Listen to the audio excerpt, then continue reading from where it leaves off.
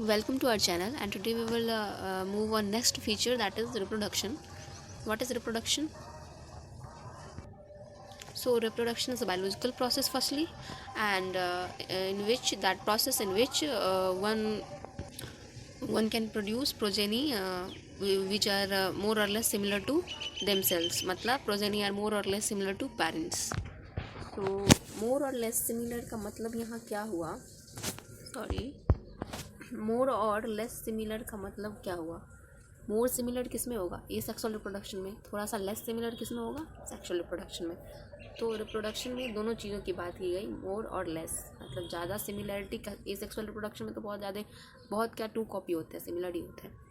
और sexual reproduction में थोड़ी सी सिमिलरिटी कम होती है, डिफरेंस आता है, जेनेटिकली डिफरेंट होते हैं प्रोजेनीज अपने पेरेंट्स से भी, और खुद में भी, मतलब भाई बहन से भी अलग होंगे।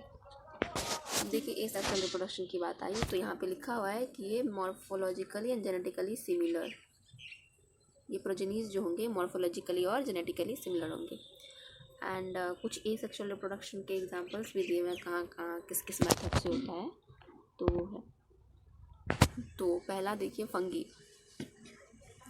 में ए सेक्सुअल स्पोर्स से होता है ए सेक्सुअल रिप्रोडक्शन। हालांकि फंगी में फ्रेगमेंटेशन से भी होता है, आप यहाँ देख सकते हैं फ्रेगमेंटेशन में फंगी भी है। तो यहाँ ए सेक्सुअल स्पोर्स से फंगी, यीस्ट और हाइड्रा में बडिंग होता है। प्लानेरिया या जिसको कि हम फ्लैटवर्म भी बोल सकते हैं, तो वहाँ रीजनरेशन, ट्रू रीजनरेशन होगा। ये सारी चीज़ें आप 12th क्लास के फर्स्ट चैप्टर में पढ़ेंगे और डिटेल से इस सब के बारे में, सब सारे ए सेक्सुअल रिप्रोडक्शन की जो प्रोसेस है, बडिंग, रीजनरेशन या फ्रेगमेंटेशन वगैरह, तो वो करेंगे। यहाँ फ्रेगमेंटेशन में देखिए फंगी, फिलामेंटस अलगी और प्रोटोनिमा ऑफ मॉसिस में ये पाया जाता है।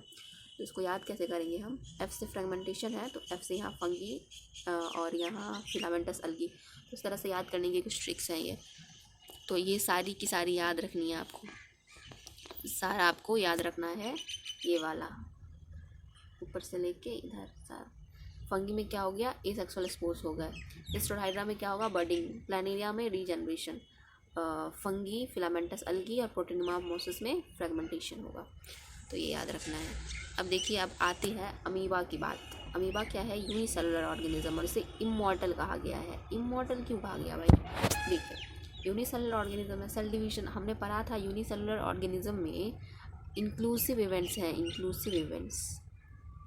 सेल डिवीजन, एक मिनट लिखने में प्रॉब्लम हो रही है। सेल डिवीजन, ग्रोथ और रिप्रोडक्शन इंक्लूसिव इवेंट्स है, मतलब सब सेम है।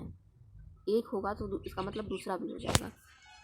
तो यहाँ इमॉर्टल क्यों कहा गया? इसका आंसर ये है कि ये देखिए, ये जो पेरेंट सेल है ये वाला, तो ये तो डिवाइड हुआ और डिवाइड होके 2 प्रोजेनीज बना लिए इसने। तो ये तो मरा नहीं ना, इसका तो एग्जिस्टेंस ही ख़त्म हो गया। इसके शरीर से ही 2 निकल आए प्रोजेनीज, तो ये तो इमॉर्टल हुआ ना। इसकी डेथ नहीं हो रही है, इसकी फिजिकल डेथ नहीं हो रही है, ये टूट के 2 भाग में डिवाइड हो गया।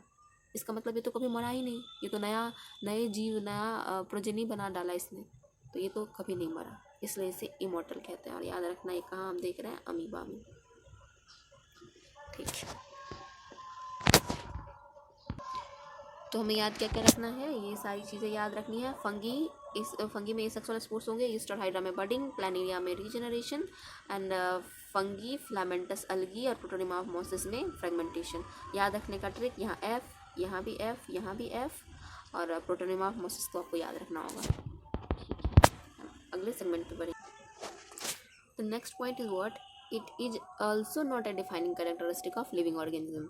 हमने ग्रोथ में भी देखा था ना कि वो डिफाइनिंग कैरेक्टरिस्टिक नहीं था। अगर सिंपली हम कहें ग्रोथ, तो that was not defining characteristic of living organism, because non-living can also grow, like mountains, boulders can also grow by increasing, if we take increase in mass as a criterion for growth, then that non-living organism also grows. So we cannot take the criteria, growth as a criteria for living organism.